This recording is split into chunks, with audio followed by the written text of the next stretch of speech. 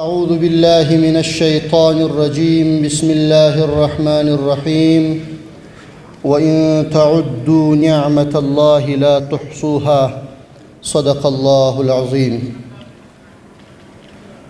ډیرو محترم حاضرینو، د غونډې برخوالو، خصوصا محترم الحاج ملا برادر اخوند، محترم حنفي صاحب، محترم خلیفه صاحب او نور مشرانو ته السلام علیکم ورحمت الله تعالی وبرکاتو.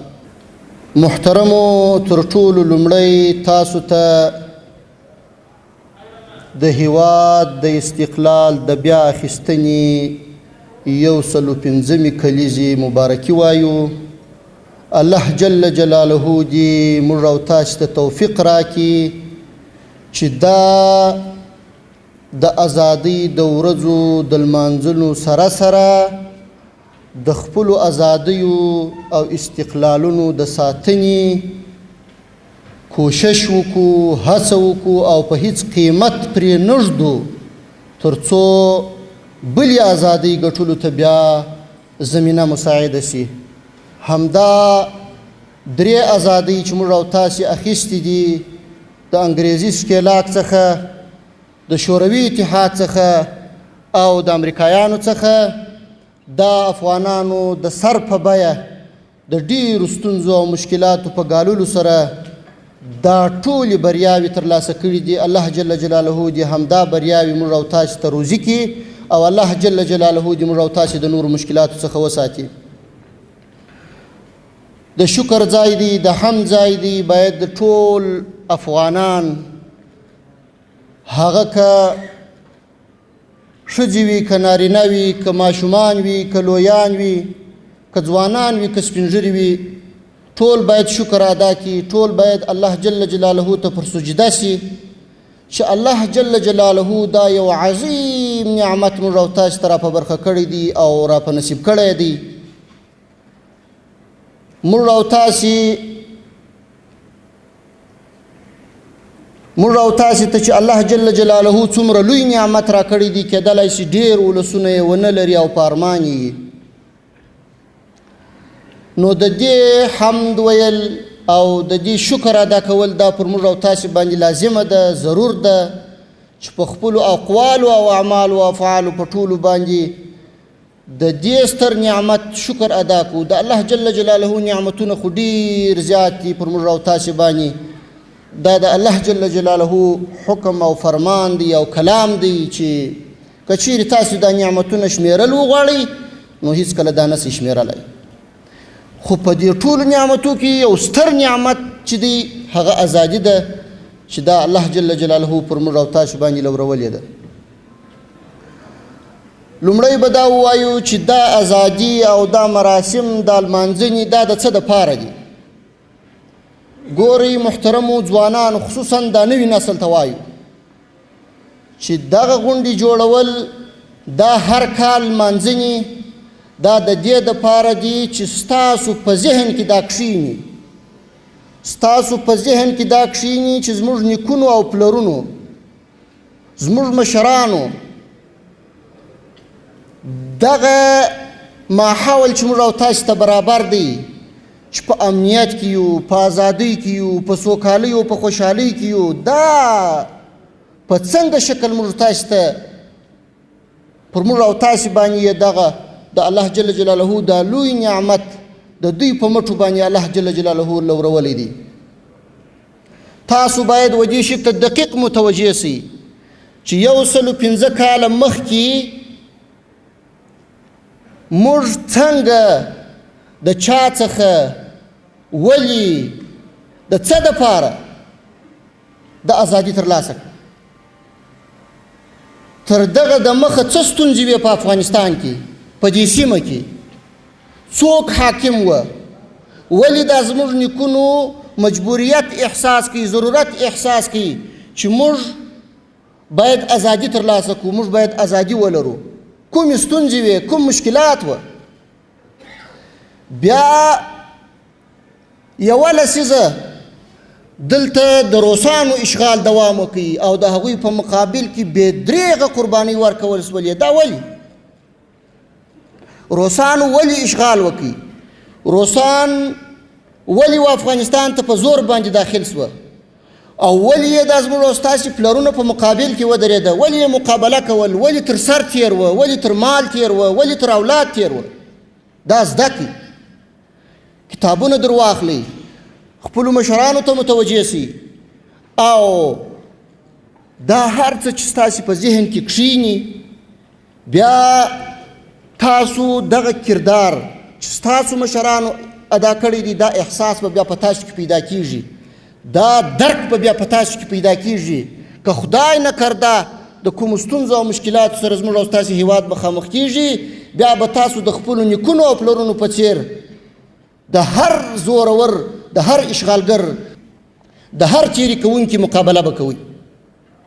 20 کاله 2 لسیږي د امریکایانو په مقابل کې خلکو بمونه په ځان پورې وتړل، تر سر هم ورته تیر سول، تر مال هم تیر سول، تر اولاد هم تیر سول.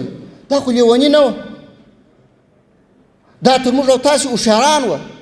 دیو تر موږ او تاسې د خپل ژوند او په دې دنیا کې د استراحت ژوند کول ښه پېژندل. ولې مجبور وه دې ته؟ ګورئ ځوانانو، دا زده کړئ، پر دې علم راولئ او دا لاره تعقیب کړئ.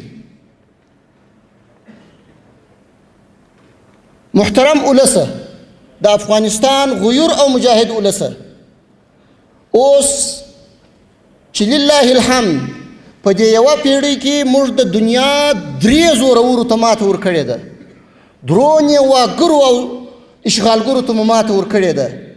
داسې د امن، د ازادۍ، د استقلال، د حریت فضا رامنځته سوې ده چې په دې 100 کلو څه بلکې تر هغه څخه په ډېره وخته موږ او تاسې دغسې ارامش، دغسې استقلال نه درلودی، دغسې خپلواکي مو نه درلوده. نو تاسې باید ډېر متوجه سئ تر څو دغه لاسته راغلې سوکالي، خوشحالي او استقلال او خپلواکي دا راڅخه د لاسه ونوځي او دا وساتو. دا موږ په داسې طریقه ساتلی سو. ګورئ، د افغانستان مجاهد اولسه تاسې ته وایم چې خپل په منځ کې وحدت ټینګ کړئ، اخوت یو د بل سره ورورګلوي اختیار کړئ، قومي تعصبات، ژبني تعصبات او سمتي تعصبات دا ټول ترک کړئ او تر شا یې وغورځوئ. د هرې ژبې، د هر قوم او د هر سم چې یاست پر کلمه د لا اله الا الله محمد رسول الله سره راجمع سئ، او پر دې کلمه چې دا هیواد زموږ او ستاسو د ټولو مشترک هیواد دی. موږ مسلمانان یو، موږ افغانان یو، موږ خپلواک قوم یو، موږ نه د چا فرمایش منو، موږ نه د چا په فرمایش باندې حکومت منو، نه د ګوډاګیانو حکومت منو، نه د پردیپالو حکومت منو. دلته موږ د خپلو ویاړلو قهرمانانو حکومت منو، څوک چې نه د چا تر تاثیر لاندې دي، نه د چا فرمایش منلی دی، نه د چا په حق کې تجاوز کړی دی، بلکې یوازې د خپلې خاورې او د خپل دین څخه دفاع کړې ده او موږ تاسې ته یې دا حریت را بخښلی دی. دشمنانو ته ځای مه ورکوئ، مې په فکر کې ځای ورکوئ، په دماغ کې مه، په کور کې ځای ورکوئ، مه په غره کې ځای ورکوئ، مه په ریګو کې ځای ورکوئ، مه پر هواره ځای ورکوئ. د قندهار او هلمند ولس ته وایم چې مه په ریګو کې هېڅ داسې دښمن پرېږده چې هغه د افغانستان د دې پاک اسلامي نظام دشمن وي، ستا د دې خاورې دشمن وي، ستا د هیواد دشمن وي، ستا د دین او ستا د عقیدې دشمن وي. د کونړ او نورستان ولسونو ته وایم چې ستاسو په غرو او ځنګلونو کې چاته ځای مه ورکوئ چې هغه د دې نظام په مقابل کې توپک راواخلي. د بدخشان ولس ته وایم، د پنجشیر ولس ته وایم چې ګورئ، دا نعمت الله جل جلاله تر ډېرو سترو قربانیو او ستړیاو وروسته موږ تاسې ته رابښلی دی، موږ تاسې ته یې را په برخه کړی دی. ګورئ چې خطا نه سئ، ګورئ چې د ځینو ګوډاګیانو په فکر، د ځینو ګوډاګیانو په غلطو تبلیغاتو باندې خطا نه سئ، په فکر کې هېڅ ځای و غلطو تبلیغاتو ته مه ورکوئ. دا نظام ستاسو کور دی، دا نظام دا ستاسو د ورونو نظام دی، ستاسو د منځه څخه راټوکېدلی نظام دی. په دې کې هیڅ پردي حاکم نه دی، په دې کې هیڅ پردي پال ځای نه لري. دا نظام زموږ او ستاسو د ټولو ګډ او مشترک نظام دی او په ګډه به یې ساتنه کوو او هیڅکله به هم کوم تبعیضي چلند ته ځای نه ورکوو په دې نظام کې. پر دې نظام باندې اعتماد وکړئ، پر دې نظام باندې باور وکړئ. دغه پروپاګند چې نن یې هغه دښمنان چې 20 کاله په افغانستان کې زور وازمایه او زور یې وبسو، نن کوشش کوي چې په یوه او بل نامه باندې مختلف تبلیغات کوي. د اشخاصو په وړاندې یې هم کوي، په مقابل کې یې هم کوي، د نظام په مقابل کې یې هم کوي. کله یو قسم پروپاګند او تبلیغات کوي، کله بل قسم پروپاګند او تبلیغات کوي. دا غوږ ته مه پرېږدئ او پر دې کلمه باندې متحد سئ چې دا نظام د افغانانو نماینده نظام دی، دا د نظام د افغانانو خپل نظام دی او دا به زموږ اقتصاد را رغوي، دا به زموږ سړکونه را رغوي، دا به زموږ هر هغه ضرورت چې موږ یې لرو په هر برخه کې چې یې لرو هغه به پوره کوي. وخت ورکړئ، دا وخت ته اړتیا لري. د ټولې نړۍ د خوا نظرونه دلته متوجه دي او نه غواړي چې افغانستان په دغسې یو حالت کې دوام وکړي، خو موږ او تاسې به یې په مېړانه مقابله کوو او داسې په زغرده به جواب ورکوو چې هر دښمن هغه که د پردیو د خوا د خارجانو د خوا غولول سوی کوم افغان وي او که خپل خارجان وي، هر چا ته به په زغرده جواب ورکوي چې ګورئ نور موږ په افغانستان کې ګډوډي نه غواړو، ګورئ نور په افغانستان کې موږ قتل و قتال و جنګ و جدل نه غواړو، نن په افغانستان کې تر دې وروسته موږ په خپل منځو کې وژنه نه غواړو، نور په افغانستان کې موږ د یو بل په وړاندې اختلافات و ستونزې و مشکلات نه غواړو. نن موږ سره رایوځای سوي یو، سره متحد سوي یو، یو د بل ورونه ګرځېدلي یو، هر څه مو تیر مو هیر کړي دي، هر څه مو شاته غورځولي دي، په یو نوي فکر باندې راوړاندې سوي یو. نور ستاسې تبلیغات، ستاسې پروپاګند دلته ځای نه لري. مجاهدینو ته وایو چې دا ولس مجاهد ولس دی، دا کړېدلی ولس دی، کورونه یې بمبار سوي دي، بازارونه یې بمبار سوي دي، کلینیکونه یې بمبار سوي دي، مکتبونه و مدرسې و جامعې و مساجد یې بمبار سوي دي. داسې کور به نه وي چې هغه ته صدمه نه یې رسېدلې. دا ډېر کړېدلی ولس دی، دا ډېر مظلوم ولس دی. پام چې در څخه ظهیر نه شي. که مسؤلین یاست، که عسکر یاست، که په اردو کې یاست، که په پولیسو کې یاست، که په استخباراتو کې یاست، د چیک پوینټ طالبه عسکره پولیسه اردو تا ته وایم چې ګوره دا ستا یو ښه کلام ورین تندی دا د ټول نظام نمایندګي کوي. ګوره چې دا نظام و د خپل ولس ته و دې مظلوم ولس ته بد معرفي نه کې، ښه چلند ورسره کوه.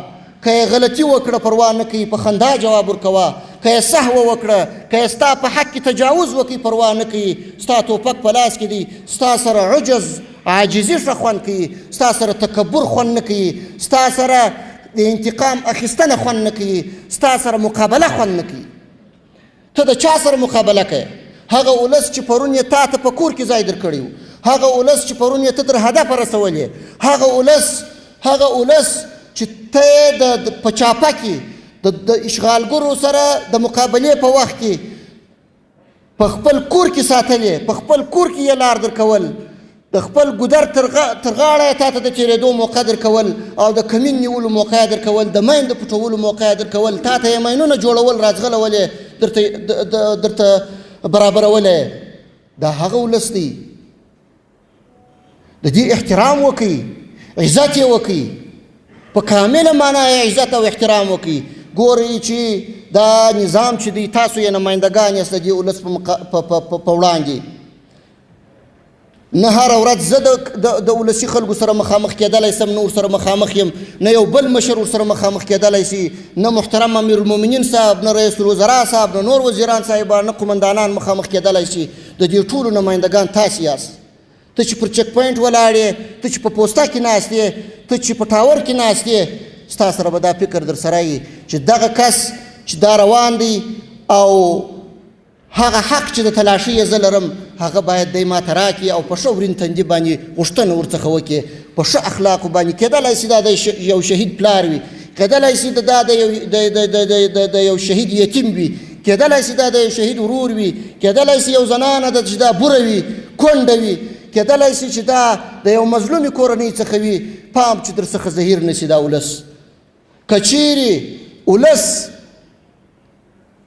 د ولس احترام موږ او تاسې ولرو او هغه حقوق وپېژنو چې دا ولس یې پر موږ او تاسې باندې لري، او ولس د دې نظام، د دې خپلې اردو، د دې خپل پولیس چې د ده د مال ساتونکی دی، د ده د عزت ساتونکی دی، د ده د ناموس ساتونکی دی، د ده هېواد د حریم ساتونکی دی، د ځمکې او د فضا ساتونکی یې دی، د هغه احترام وپېژني، عزت یې وپېژني، قدر یې وپېژني، بیا به انشاءالله تعالی په هیڅ صورت په یوه قریه او په یوه کلي او په یو غره او په هغه کې یو ځای به هم یو وړه ستونزه هم انشاءالله نه پیدا کېږي.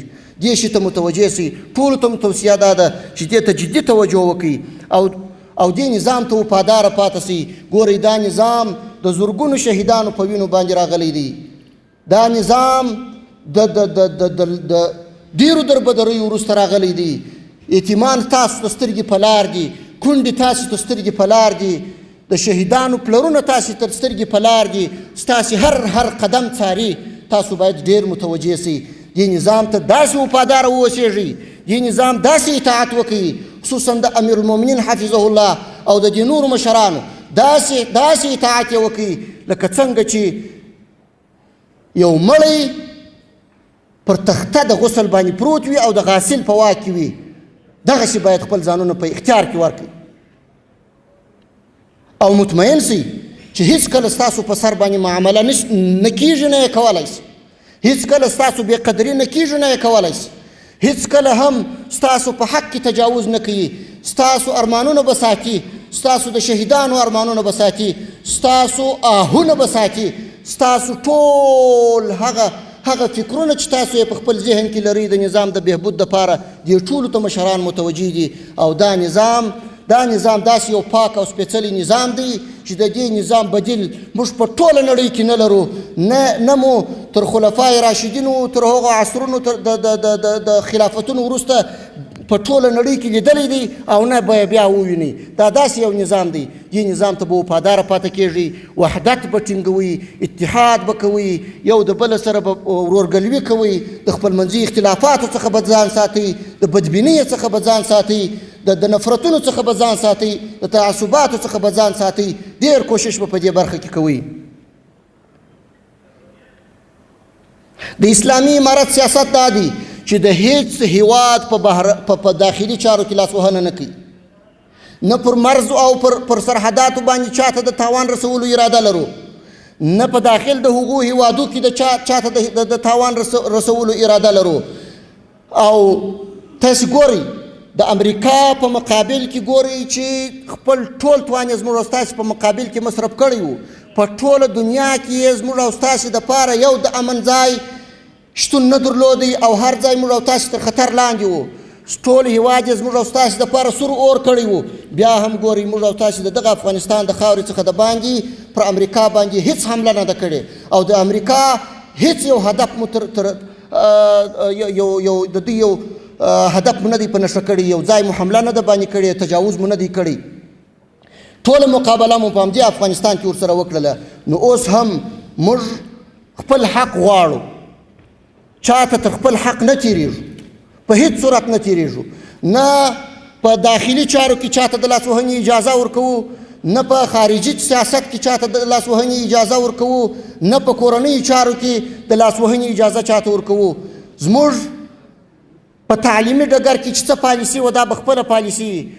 په نظامي میدان کې چې مو کومه پالیسي وه د اردو په روزنه کې دا به مو خپله پالیسي وي، هېڅ چاته به یې په واک کې نه ورکوو.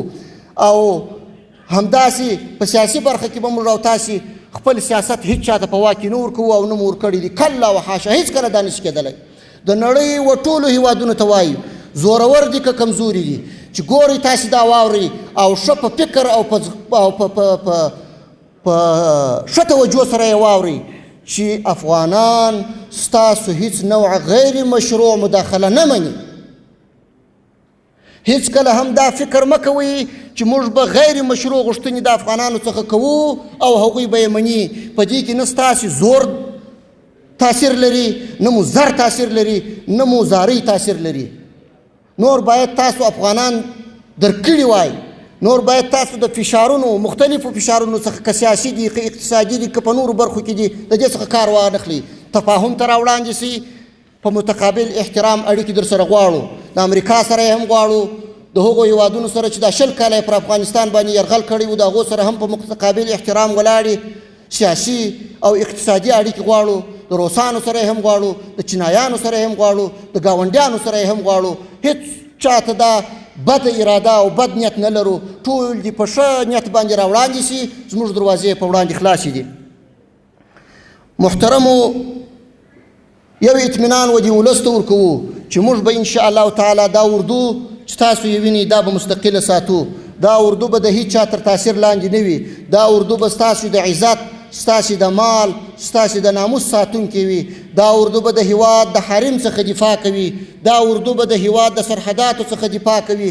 او په دې برخه کې موږ کوټلي ګامونه اخلو چې په هره برخه کې خودکفاسو په هره برخه کې موږ پر خپل پښو ودرېږو ټولو ګاونډیو هیوادونو ته ښه پیغام لرو د ورورګلوۍ پیغام لرو چې هیڅکله هم کوشش مه کوئ چې یا پر سرحداتو کې د ډیورنډ پر فرضي کرښه یا په نورو ساحو کې موږ ته مشکلات ایجاد کړي یا زموږ په وړاندې خنډونه ایجاد کړي موږ که پر سرحداتو باندې حلقوي سړک تیروو موږ که پر سرحداتو باندې پوستې او بیزونه جوړوو موږ که پر سرحداتو باندې قوتونه ځای پر ځای کوو دا ستاسو دپاره خطر نه دی بلکې دا موږ د خپل هیواد د ساتنې دپاره کوو د خپل حریم او د خپل عزت د ساتنې دپاره یې کوو دا زموږ فریضه ده تر دې موږ هیڅکله نسو تېرېدلی په هر قیمت به موږ د دې هیواد ساتنه کوو په هر قیمت به موږ د دې هیواد څخه دفاع کوو ټول هغه کسان چې د هیواد څخه تښتېدلي دي او په یوه او بل فکر کې دي پردیو ته یې سترګې نیولې دي او لا تر ابده ورڅخه مایوسه نه دي او دغه د غلامۍ